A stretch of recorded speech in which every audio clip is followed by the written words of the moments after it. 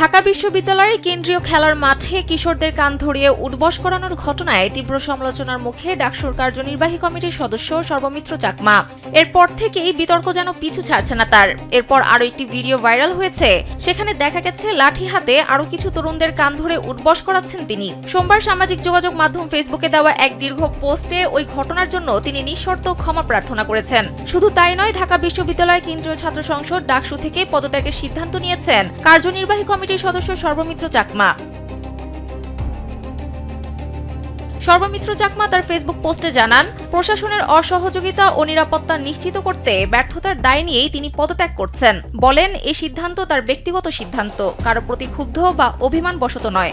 মাঠের ঘটনার ব্যাখ্যায় তিনি উল্লেখ করেন, দীর্ঘদিন ধরে বহিরাগতদের অবাধ অনুপ্রবেশে ক্যাম্পাসে চুরি ও নারী শিক্ষার্থী হেনস্থার ঘটনা ঘটছে।